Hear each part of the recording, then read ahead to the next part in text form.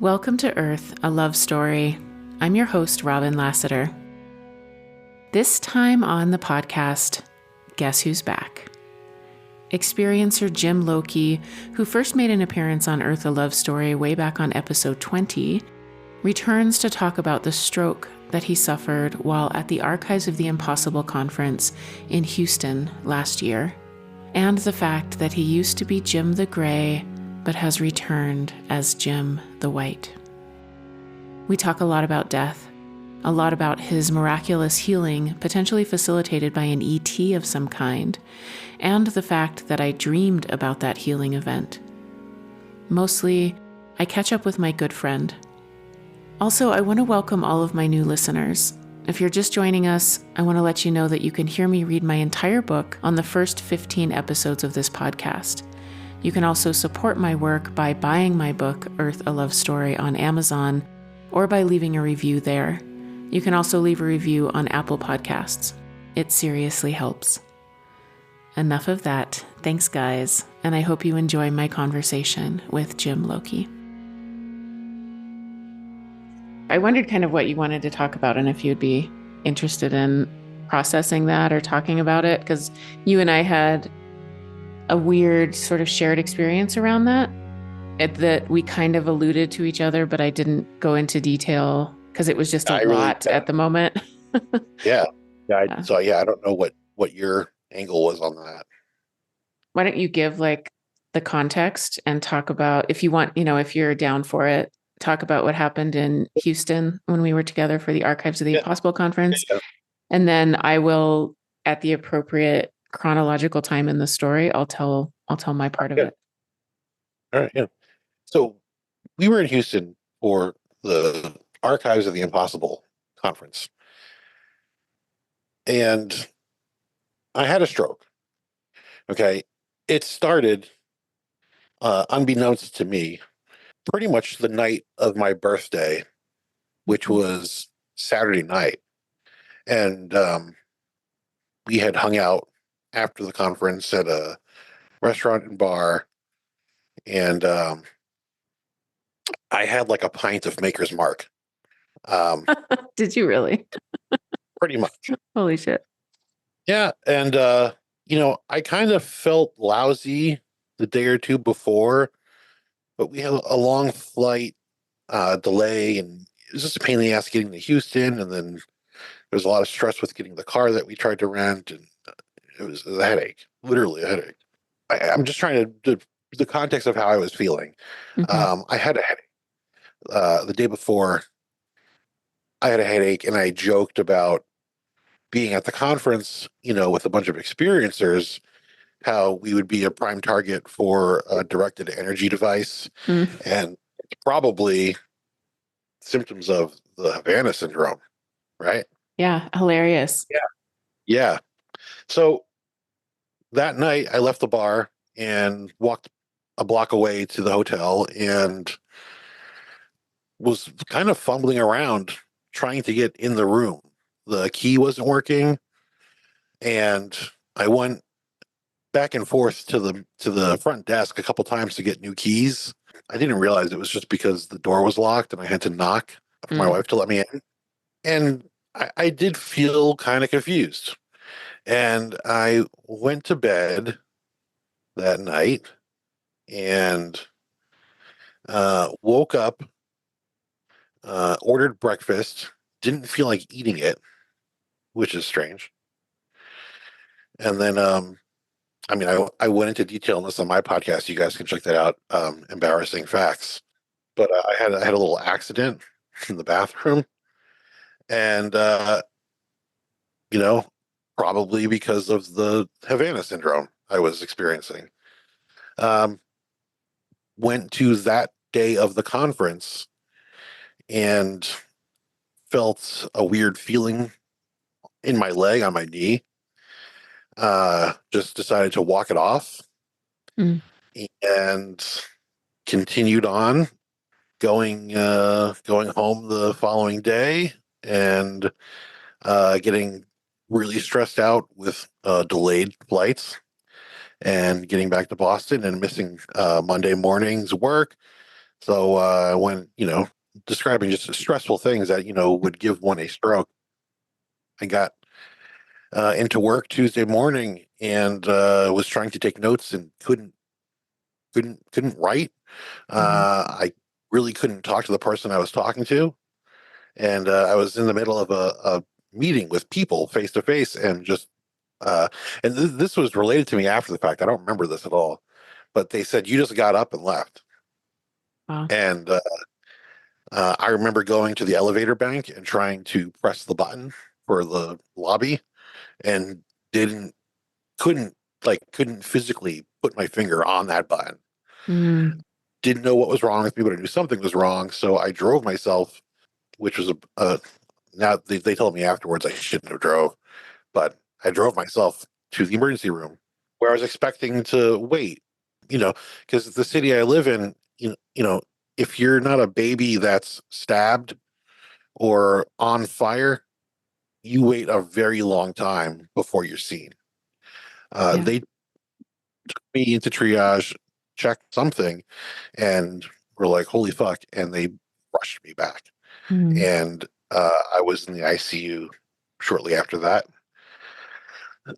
Was there for a couple days, and about a week later, I was released to the care of a rehab, and then was there for about a week, and then they sent me home for outpatient. And during that time, it was me figuring out like what went offline, like what could I do, what Mm. couldn't I do, and they were also just constantly giving me these neurological checks to see, what the damage was. But it was serious. They didn't think I was going to walk or be able to swallow food after seeing my scans, but I came back really quick to the point where people that would see me were surprised that I was up walking around or that I wasn't alarmed, like literally like they have alarms on me when I was so I couldn't like fall out of bed and stuff. Mm-hmm. They were shocked when I, wasn't just in a wheelchair, and they would say like, "Oh, do I have the right person? Like, what is?" So they were surprised, and I'm getting all reclamped here on this one. Mm. I felt I felt good about that though. I was like, yes, I'm getting better. Like, don't tell me that I'm not going to be able to do things, right? So it seemed like I was checking wins off down the line every day because it seemed like I was beating the odds. Well, I think what you want to get to, what was crazy is that I think I had help Mm. with my recovery. When I came home from the rehab, I was still pretty delirious. I couldn't tell time. Like I didn't know, if I looked at a clock and I saw that it said 3 o'clock and it was 3 a.m., I didn't know what I was supposed to be doing. Like, you're supposed to be in bed, right? I didn't know what I had to do.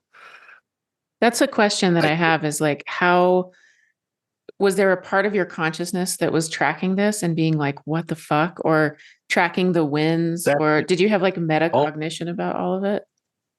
yeah, I it's like pieces. Mm-hmm. If I try to remember it, it's like you're flying over an ocean and there's islands of information Mm. scattered, but you don't see them until you're right over them, and then it makes total sense in memory. You remember something. For instance, I remember sitting in the hospital, and my entire life I've been aware of and frightened of gray aliens. And when I was in the hospital, when I thought about it, I didn't have fear, but I felt like outside of myself.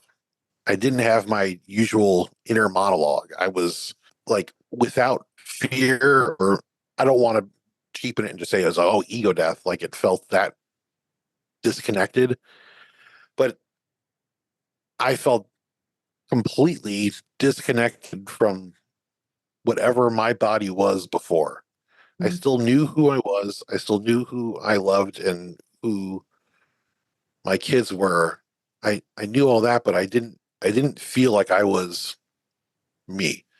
And I had said this a couple of times to my wife. I said, Jim died. Mm. Um, like Jim's gone. This is something else. Wow.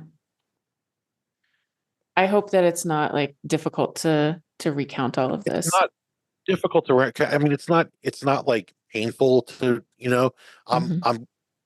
I'm in awe of it. Yeah. And yeah, I think about it often. And I'm, trying to arrange everything still, Hmm. trying to piece together what was going on. Yeah. When you were telling your wife that Jim died, was that during that, like during the hospitalization, or has that been since then you have that perspective looking back, or was that like real time? It was real time. It was Hmm. in the hospital. And I think I've expanded on it. I think I actually believe it as a wider thing. It's hard to say what is different and what changed. Spiritually, I feel invincible. Mm. Um, and that's different. I really didn't feel spiritual strength before. I had a lot of fear of things that I couldn't control or didn't understand. And now it's like I don't care. Like I'll go head first into it. Like come at me, you know? Yeah. It was like I had that feeling in my 20s when I was frustrated with the phenomenon. And I said those things and it reacted to it, but then my reaction was just the fight and it didn't go well. Now, I don't think I'm afraid of anything. Mm. I'm afraid of going back to that state of delirium, Yeah. I'm not afraid of dying. Uh that is weird to say because like isn't dying like the worst thing ever? But I'm not. I'm not afraid of it.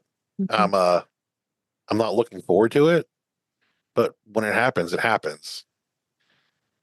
It's amazing. I don't know why this is, but I know that you said that at one point in the last couple months, like in an experiencer group meeting, I think.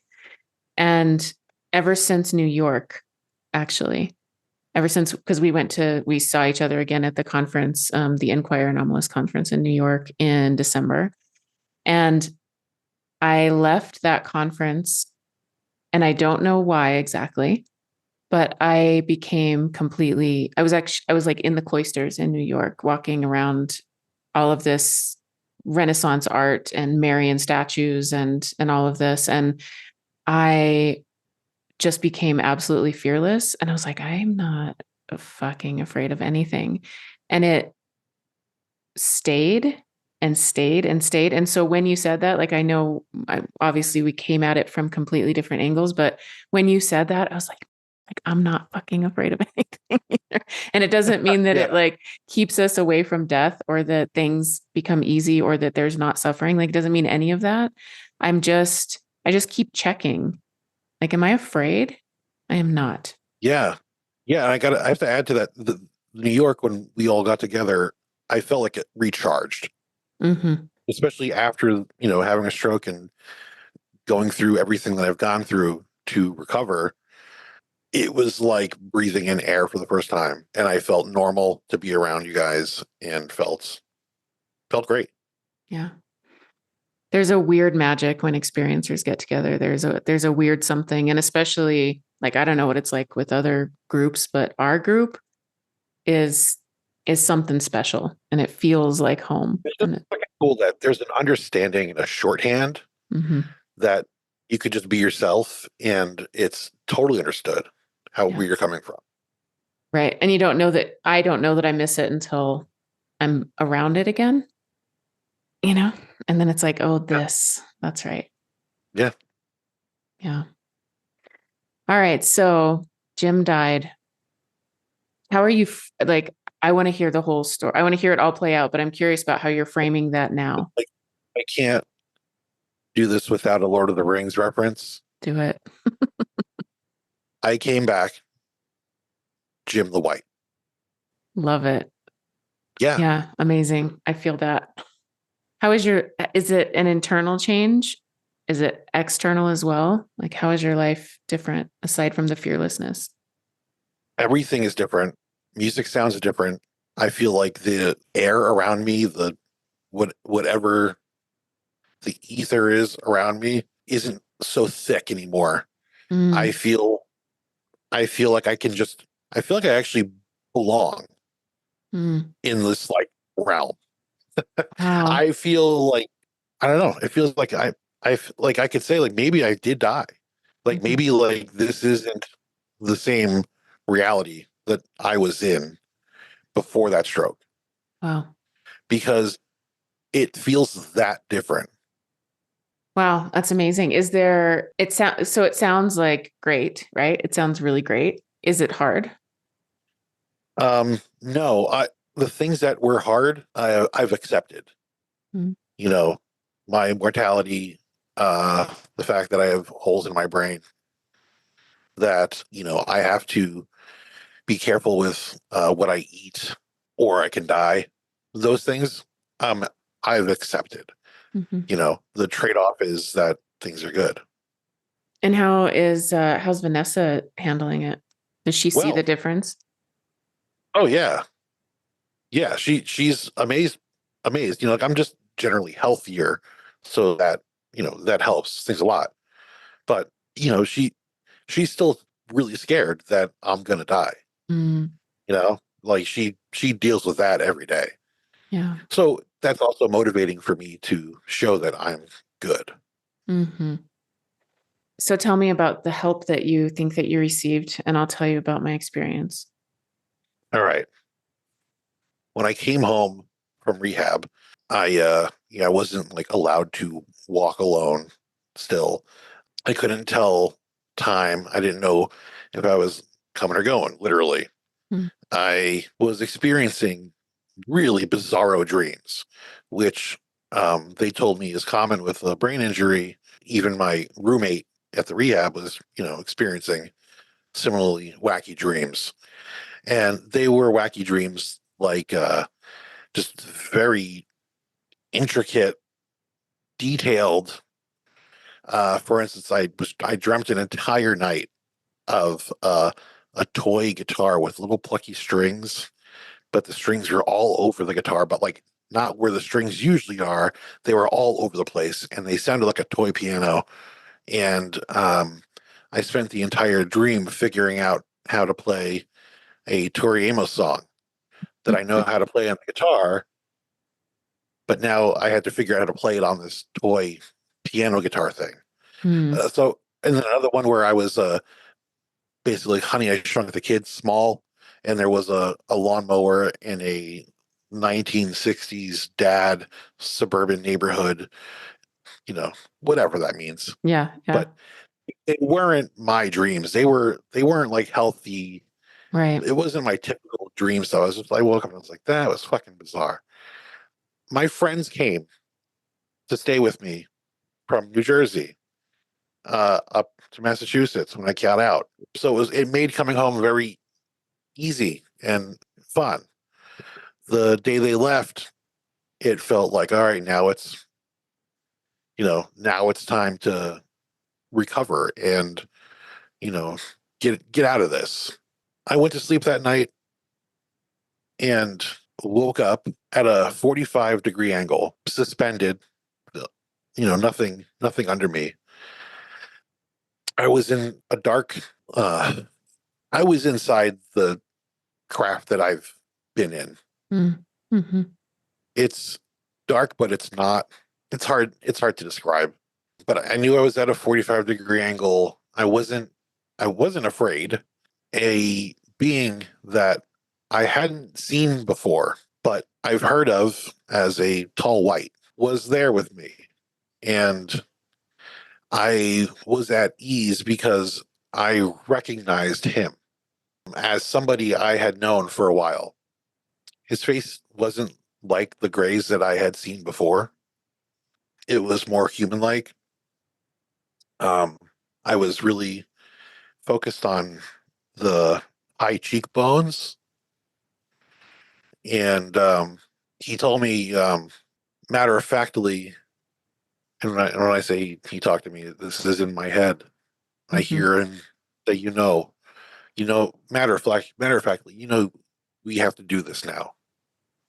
And a white lit device or something about the size of an oyster shell started tracking around my head and just going all around my entire head. And that's all I remember.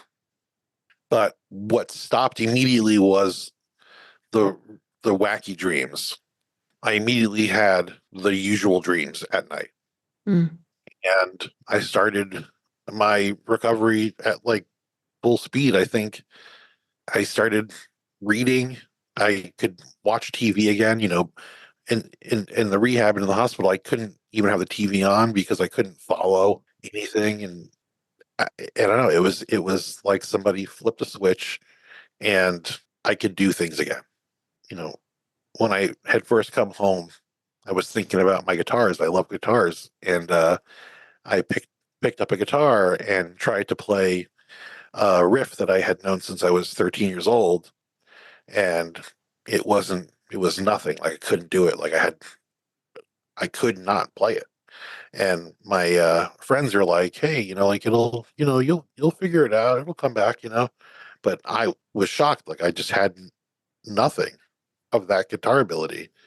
Shortly after that experience, I was in the bathroom and I thought in my mind about how I play that. And I said, I think I could do it. And I just went from the bathroom over to the guitar and picked it up and played that riff. Things like that happened throughout the following week. I had no handwriting. I couldn't write anything. I was sitting in a doctor's office and had to fill out a lab sheet, and I had my wife do it because I couldn't write. And then I was just sitting there thinking and thought, I think I could write. And I tried. I wrote down something. Little things like that. They're actually pretty big things. Yeah. Just happened. I will say too, the being that I saw, I thought he was familiar. I thought I knew him. He came across as an acquaintance, and I didn't know if it really was him or not. I was like, if that's the guy I know, that's pretty fucking crazy. Like, is he really the human that I know? I don't know what that was about. I have since seen that person, and he didn't, rip off his human mask Scooby-Doo style. So I don't know what to make of that. I don't know if that was just something to keep me calm or what. I'm not sure. Yeah, it's like the mystery ever remains, trying to figure out exactly what it is and if it's a one-to-one, like are we experiencing this thing exactly, or are these masks or overlays, or is his, I mean, there's an idea that we don't fully incarnate. We don't, like, 100% of our souls aren't with us, and we're kind of multidimensional and in different places and different times. And so was he true? Was it him? And he was just working with you on another plane of existence that could track as well. I don't know. Yeah. Tell me what your weird angle is on this. Yeah. Just that I could probably look back and see the date, because I know I'm pretty sure I messaged you something like I had a dream, just noted that I had a dream about you. And the dream was, I just have snippets of it now, but it was like in a kind of a shack in a forest, and there was a gray alien which I very rarely dream about grays. Very rarely. I've had one other kind of important dream about grays, but it was a gray, and I don't even know necessarily that it looked like a gray. I just knew it was a gray. And it had some sort of like, I think I described it as like a hockey puck, like some sort of round, small thing. And it was doing something to you. In the dream, it felt very like chaotic and strange. And it like maybe it was windy or something. And I think I was kind of worried about you. And I honestly don't remember a lot of details other than that. But I just remember like it was doing something to you, and it had this kind of, I don't even remember a color, but kind of a hockey puck looking thing. And actually, as I remember it, I found this really weird rock like ages ago that was kind of shaped like a hockey puck, but it was white, and it had something that looked like teeth. Kind of just that impression, not that it was actually teeth, but it just sort of looked like if a kid would draw teeth with kind of lines going down and then across. And that's kind of what it looked like, was just this little hockey puck looking thing that was kind of white and had markings on it. And so my memory of this, and I could confirm it by going back in my phone, was that I texted you and I said I had a dream about you, and kind of an ET dream about you. And I think that you said back, like, yeah, I had that too. And it was just the timing of it. I didn't know what had happened. I didn't know that it was like that you'd had this experience, but I remember them being very closely connected in time. Is that what you recall as well? Yeah. Yeah. That's pretty crazy. Your detail about it being gray-like, Mm-hmm. but not entirely a gray. That's what really stood out to me. Yeah. About him. And of course, the object, whatever that is, similar in size. Yeah, that's you know, I had heard after the stroke. It was just a couple weeks ago. I heard the podcast. It was about, I believe, the Pascagoula incident, where somebody described a matchbox shaped device coming out of the top of like an exam room. And that was one of those things where you stop and go, hey, I've never heard that before, but what was that? And I think they described it as a similar thing, like, tracking or scanning around somebody's body. Mm-hmm. So I don't know. It's just enough detail and enough corroborating reports Right. to drive you fucking crazy. Yeah, that's right. That's right. We hear all these stories, and one of the common threads that can happen as an experiencer are these healings. This kind of ET intervention, miraculous sort of healing. And I have my own story about that. And it's truly one thing to hear it, and it's another thing to actually experience it and be like, I don't know if you experienced this. I'm just like a real experience with documentable. That's not a word. It is now. It is now documentable. There's kind of, physical proof in the world after this experience happened, and kind of undeniable. And yet part of me is still like, fucking really? That happened? It's one of the markers in this constellation of weird shit that happens to experiencers. I totally get that, because even with me, I'm just like, yeah, I'm just the statistical oddity that came back from this horrific brain injury.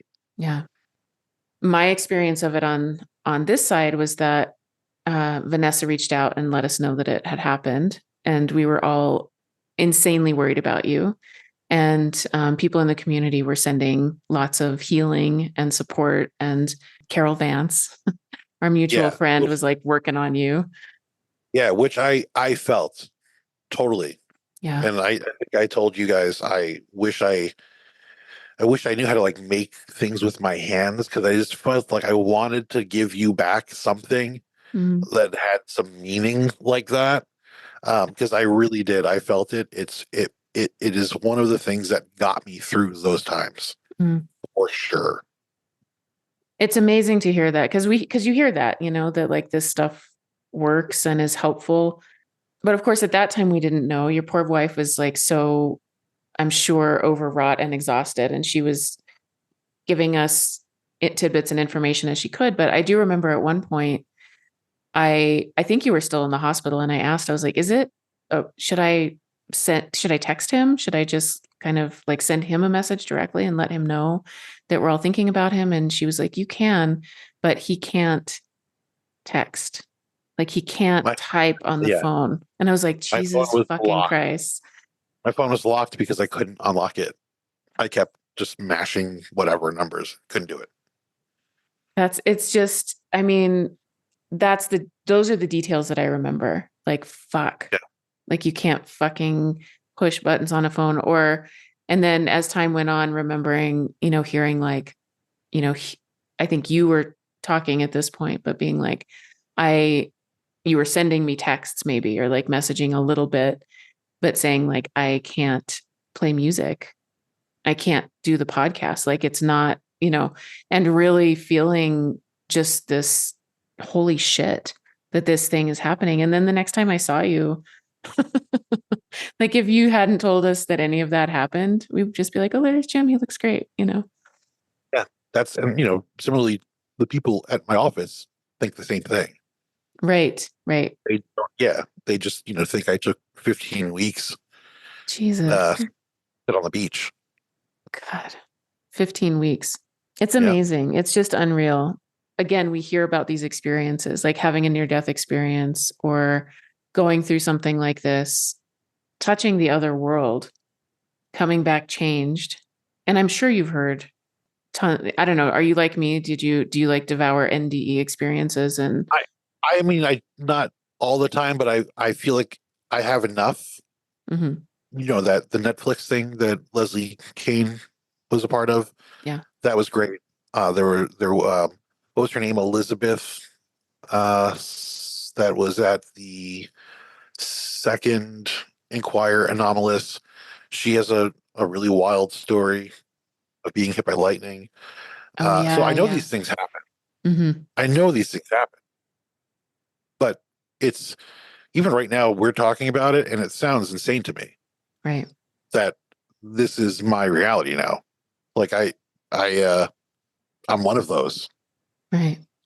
And we're kind of coming up on a year. We're not quite there yet, but Yeah, like when did the fearlessness set in? in the hospital. Wow. In the hospital, I was delirious. I was hallucinating. Hmm. I had an argument with a nurse that never happened. I I thought my doctor had a like comical accent, just a bunch of dumb shit. But I just stopped being afraid of my prior experiences with the phenomenon. When I came home, I mentioned this on my podcast too. When I came home, I was with my friend, and we were sitting outside, and she was showing my daughter how to make sigil bottles. Mm. And I looked off to my left, and I saw three lights in the sky, and one to the left side started moving to the left, like away from the other two. And I thought, like, oh, that's okay. Like, that's still here. Okay. And I felt Mm. relieved, but I didn't feel fear. Usually, when I would see things, my first reaction was, oh no. Mm. But when I saw it this time, I felt okay about it. And I actually looked to my right side where my friend was sitting, and she goes, "Did you see something?" And I said, "Did you?" And she said, "Uh-huh." So we didn't talk about it immediately, but afterwards we did. And she said that she saw something, and right away she had the thought that it wasn't for her. Mm. Hmm.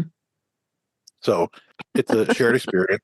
Right. Yeah, it's a shared experience, and it's cool. And that is my friend Sarah, who is actually on the my recent podcast episode.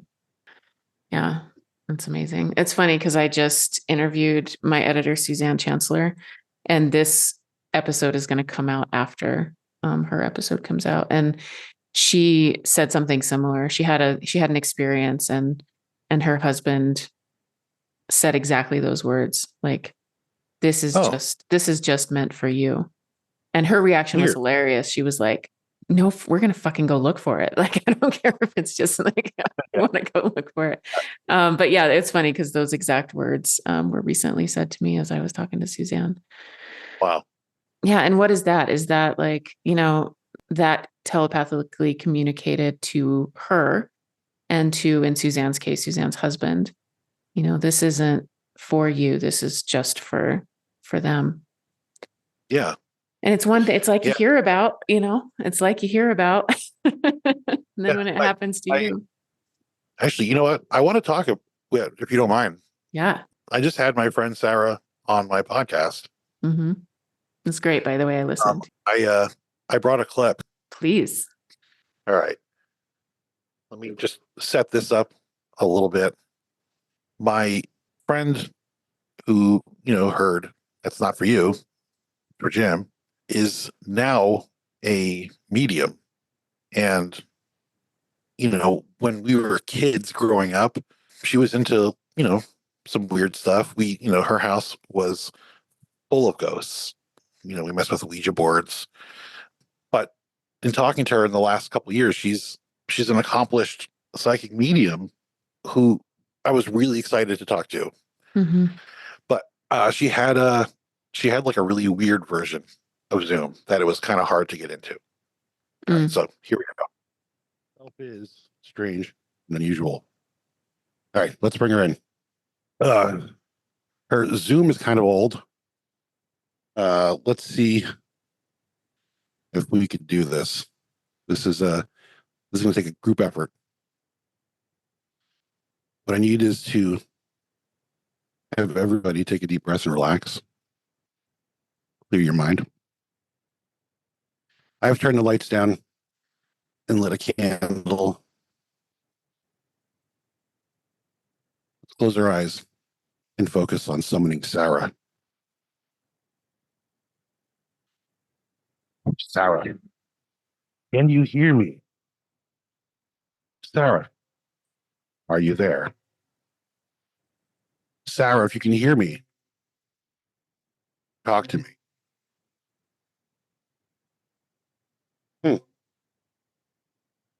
Well, that's all you're supposed to do. What? Not sure. Hello? No? Nothing? Man, we should try our cell phone. God, there's something in my throat.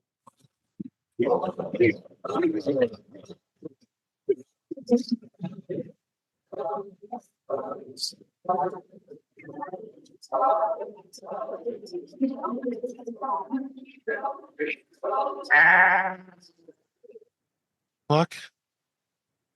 Sorry, are you there? Hello. Oh, it worked. It did work. Oh. Hey. Cool. Hey, how you doing? We're good. Yeah. Awesome. Yeah. So when I thought about starting a podcast, I thought about what could I bring to the table? The conversation around the phenomenon, UFOs, aliens, all that. And I looked at the landscape. We have really great podcasts. That UFO podcast is great. Down the Rabbit Hole, UFO Rabbit Hole is great. Exo Academians, his podcast is great. They're all hilarious. But there's not a real serious science-based UFO podcast out there. So that's what I'm after. Yeah, I can see that. Right. That clip is a perfect example of that. Yeah. Yeah. Yeah. Well, I don't know if we talked about this on the last, the last time you were on my podcast, but I, again, like in a support meeting in the experiencer group, you mentioned at one point, you're like, I think I'm going to be an experiencer comedian. And I was like, Yes, like fuck yes, that's exactly what we need, and like nobody's doing it.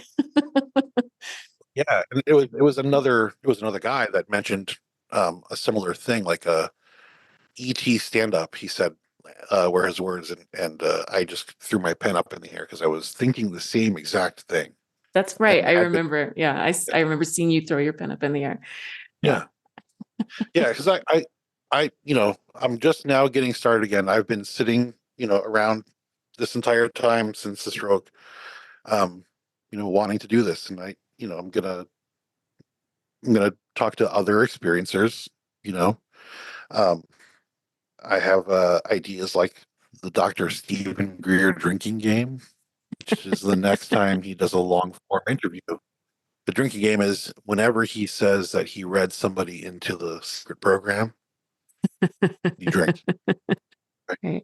Also, this is I'm gonna I'm gonna give you a big scoop. Yeah. Give me it. I haven't revealed this to anybody yet, but I've been in contact with and getting this person to come forward on my podcast, a real UFO crash retrieval whistleblower. Really? Yep. Really? Yep. Cool. Well, I can't wait. I can't wait. Yeah. That's a tease. That is a tease.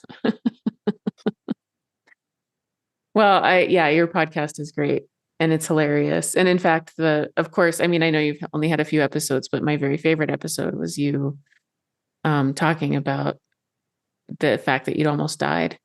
And like the Stephen Greer joke that happens in the first 2 minutes is some of the best laugh out loud experiencer comedy Yeah. that exists. So Yeah. yeah. Thank you. Your episode about just recently was really excellent for the cringe factor. Thanks. I'm happy that it exists. Today, I listened to one of your book episodes, and it struck me like it's one of the few books.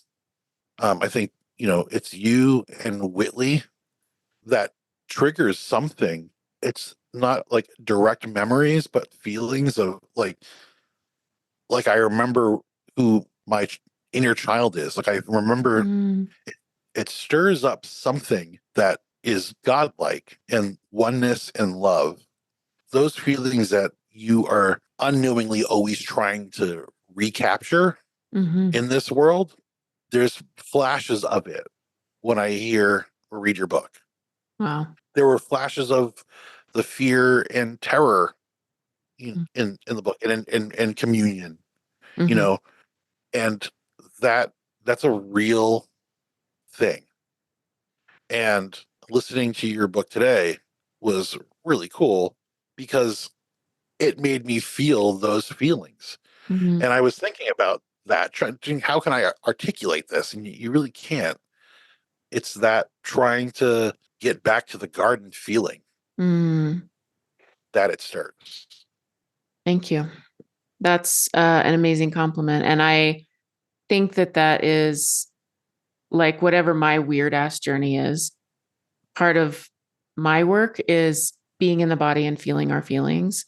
And that being an experiencer is about that experience that shifts our ontology, like shifts like the world, we have an experience and like everything goes sideways for a minute and shifts. And it's that weird feeling in the body. And I think that that's important. Like, I really think that it's important that we remember to feel our bodies again. And so it's really cool to know that that's your experience of it and the inner child. Like, that's all my work. So it's cool to know that it's coming through in that way because it gives me direction because I don't know what the fuck I'm doing. I don't know what the fuck I'm doing, Yeah. like for reals. It's just doing. Yeah, it's just happening. Yeah. Yeah. And that's the kind of magic when we have these experiences and go on these journeys. Like, it can't be, we couldn't have constructed it. You couldn't have constructed that, having a stroke and a miraculous recovery and coming back as Jim the White. Who wrote that story?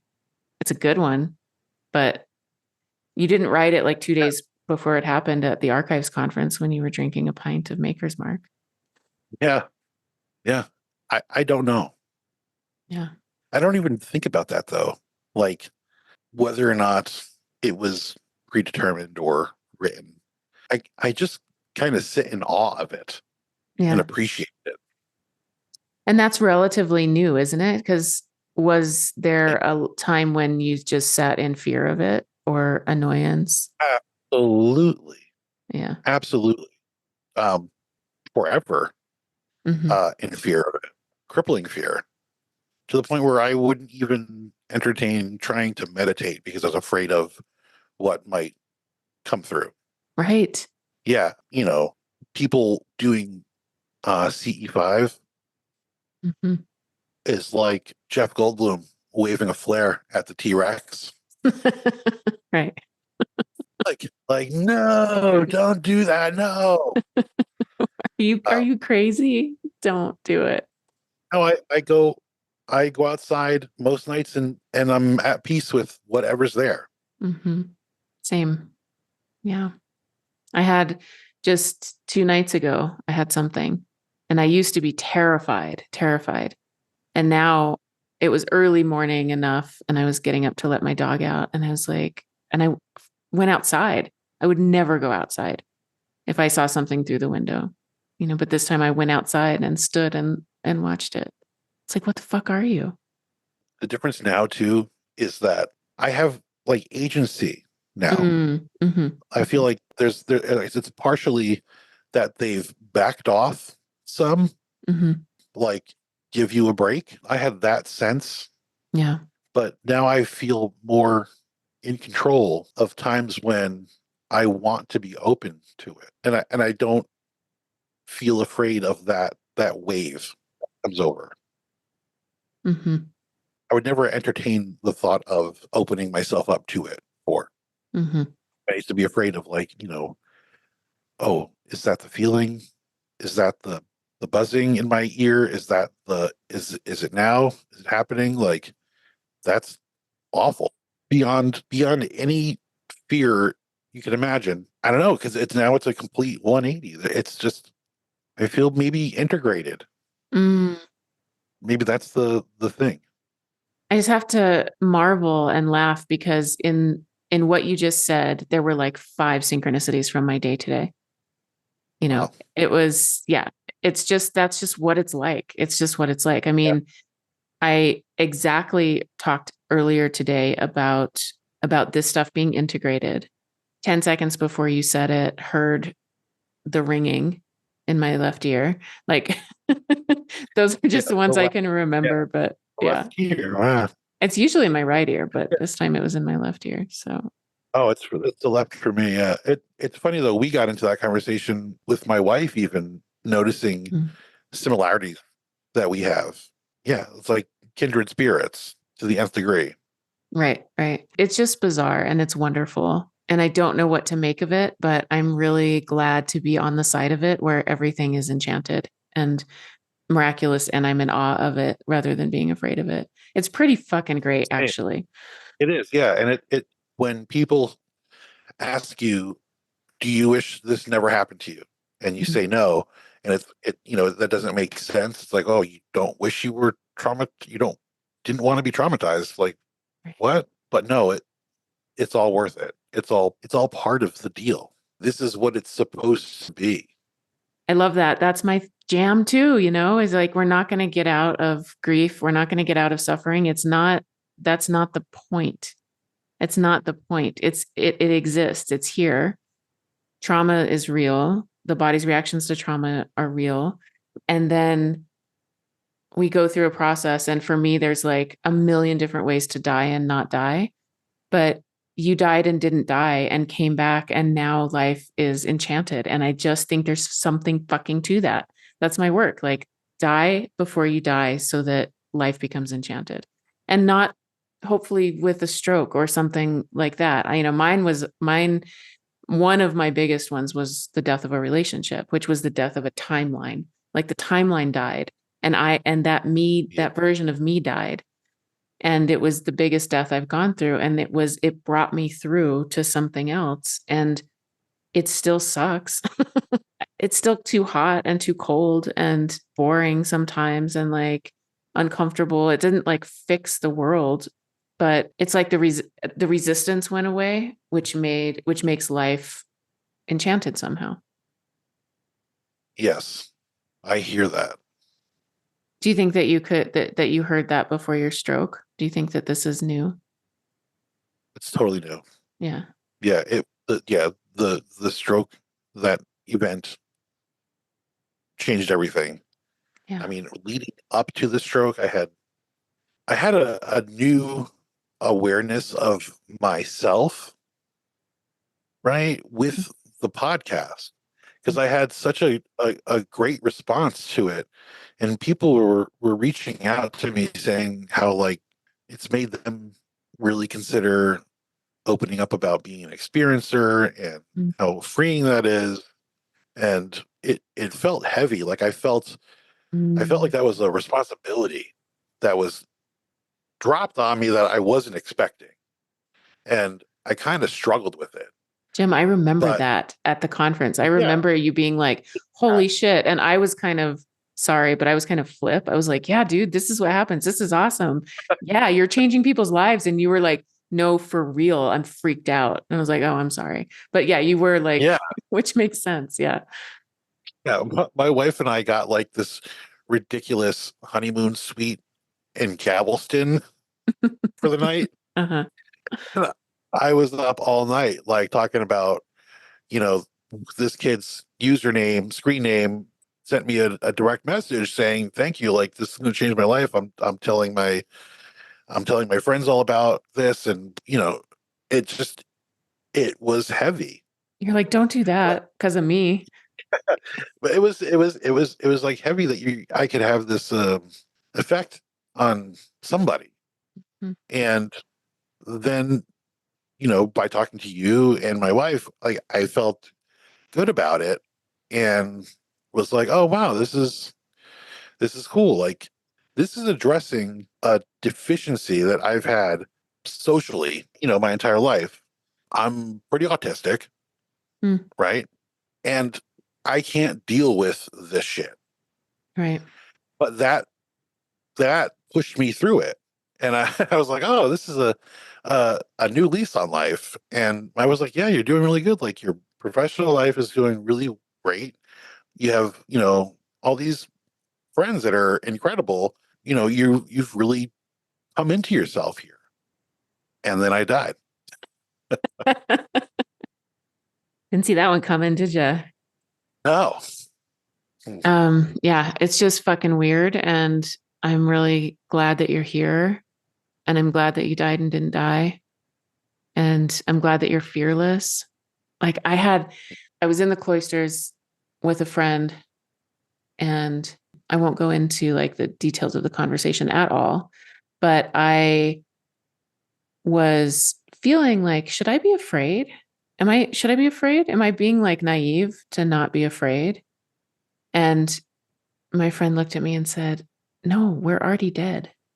And I was like, right, that's right. There is truly nothing to fear. Like once what? What else? What else you got? Yeah. Yeah. I mean, you've heard that people that die say that, there's nothing to fear in death, Mm-hmm. but it's meaningless. Mm-hmm. Um, even to me, who, I came close to being dead, I don't, I don't fear it. I mean, obviously I feel bad, that my family would be left with me Yeah. dead, right? Mm-hmm. You consider that, Right. that's part of the deal. But I've seen enough proof in my experience and, my parents' death and others that I've been close to, and I've seen things that are impossible happen. I'm not afraid of it. It's more natural than anything we can do here. Yeah. Yeah. Yeah. So I always make sure that I'm not like bypassing suffering, right? And being like, it's great. Death is amazing. Like, of course, family left behind, or of course, like horrific suffering that happens on the planet. It doesn't solve any of that. So staying close to that like truth of suffering, and also really claiming the enchanted world that exists on the other side of death. And that I deeply believe that death is safe.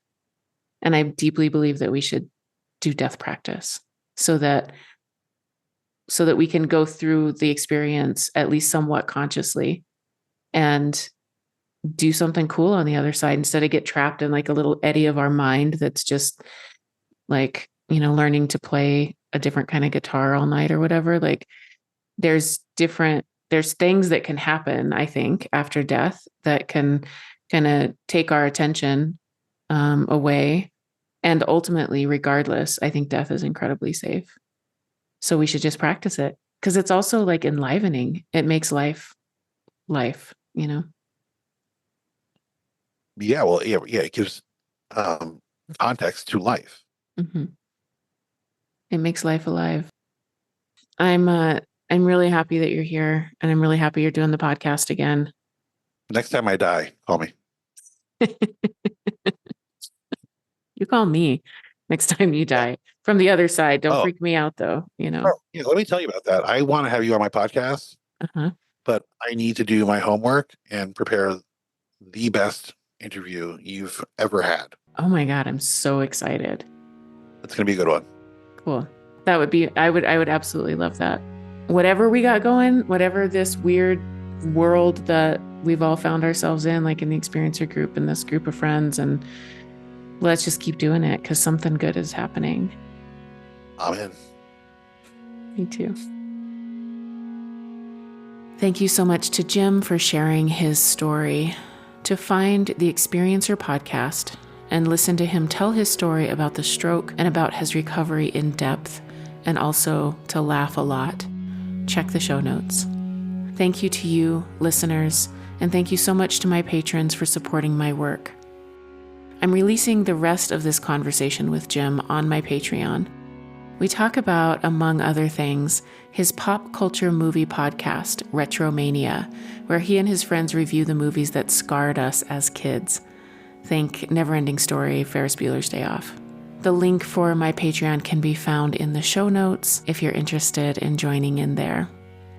Thank you also to Morgan Jenks for our beautiful musical soundscapes. For more information about my work or to book a one-on-one session with me, please visit honeyheart.org.